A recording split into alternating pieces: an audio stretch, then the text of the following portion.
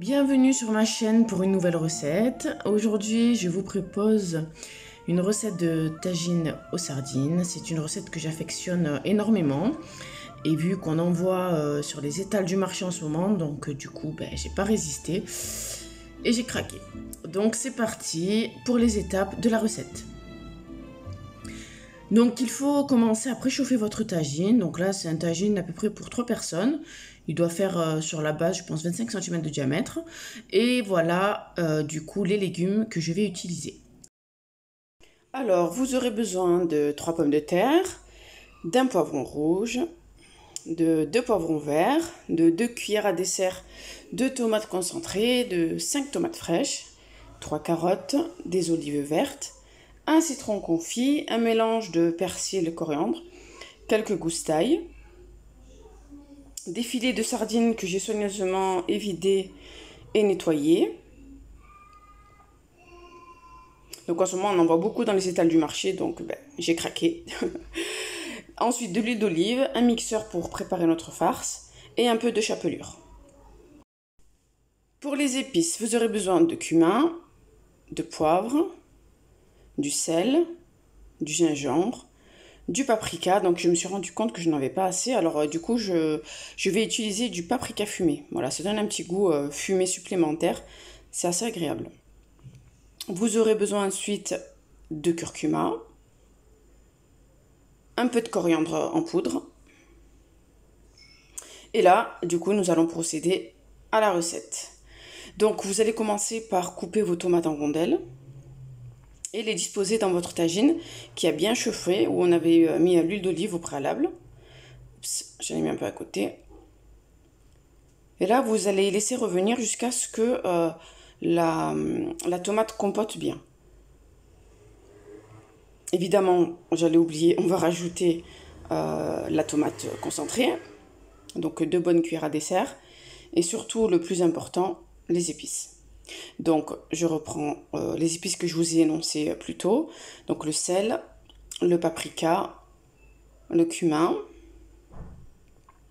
le gingembre en poudre, le poivre, le curcuma. Ah, j'en rajoute encore un peu. Et la coriandre. Voilà, donc on mélange. Et ensuite, on va mettre sur feu moyen et on va couvrir notre tagine jusqu'à ce que la tomate commence à compoter. Maintenant, nous allons passer à notre farce. Donc, nous allons utiliser notre mixeur. Alors moi, j'ai mixé en 2 fois parce que j'ai pas sorti mon gros mixeur. Donc, j'ai partagé en 2. Donc, on va mixer, mais de sorte à laisser quand même quelques gros morceaux. Donc voilà, on va donner quelques coups de mixeur. Et ensuite, on va tout débarrasser dans un petit saladier pour pouvoir faire notre mélange. Voilà à peu près la texture que l'on peut obtenir. Voilà, donc là, je fais ma deuxième partie. Et voilà le résultat. Pour rajouter les épices, nous allons jeter un coup d'œil au tagine. Donc ça, c'était le premier coup d'œil. J'ai laissé continuer, j'ai poursuivi la cuisson. Et là, voilà, on voit que ça a bien compoté. On n'hésite pas à écraser. Bon, là, j'ai pris une cuillère parce que c'est ce que j'avais sous la main au moment où je filmais. Mais vous écrasez avec la fourchette, c'est beaucoup mieux. Voilà, donc là, vous voyez les épices que j'ai rajoutées. C'est exactement les mêmes que ce qu'on a mis dans le tagine, en fait. Donc, à part que là, j'ai rajouté 2 bonnes cuillères à dessert de chapelure. Et une partie l'autre partie pardon du mélange coriandre poivre. Voilà, donc là je rajoute également l'huile d'olive. Voilà, et je vais commencer. Ah oui, alors c'est vrai que j'avais omis ce détail. Alors j'ai rajouté une pointe de colorant, c'est pas obligatoire, mais je trouve que c'est un visuel plus appétissant quand c'est un peu plus coloré. Voilà, c'est vraiment une histoire de goût, mais si vous voulez, n'en mettez pas. Ça n'apporte rien en termes gustatifs. Donc là, on mélange bien. Et puis ensuite, on façonnera des petites boules pour les mettre sur le tagine. Donc là, notre tomate a bien réduit. On va rajouter les gousses d'ail. la partie, enfin une partie du bouquet coriandre persil.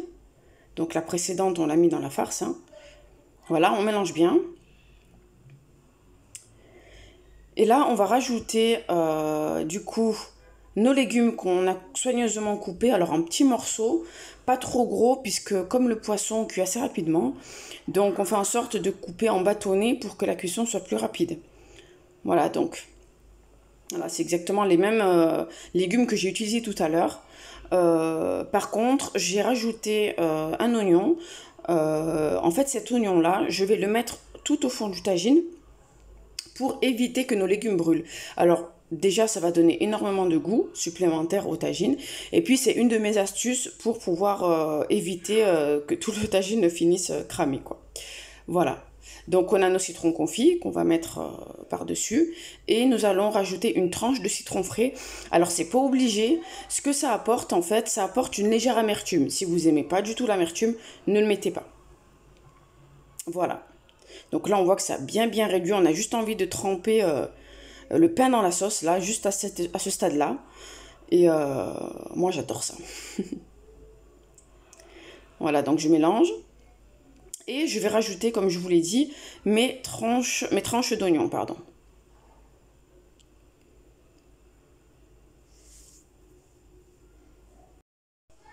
Donc maintenant, je vais rajouter une petite tasse d'eau. Pas plus, parce que le poisson va déjà lâcher énormément d'eau, ainsi que les légumes. Et vous risquez d'avoir un tagine qui déborde. Voilà. Donc, nous allons commencer par disposer en premier lieu les pommes de terre.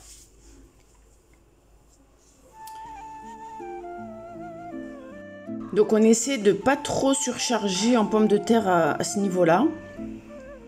Sinon, on n'aura pas de la place pour les autres légumes. Donc là, je vais commencer par disposer mes boulettes de sardines.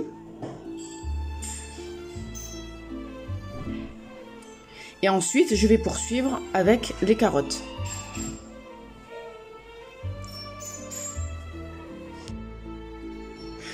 Je vais rajouter par la suite mes poivrons rouges et mes poivrons verts. Je vais finaliser en rajoutant mon citron frais et mes lamelles de citron confit.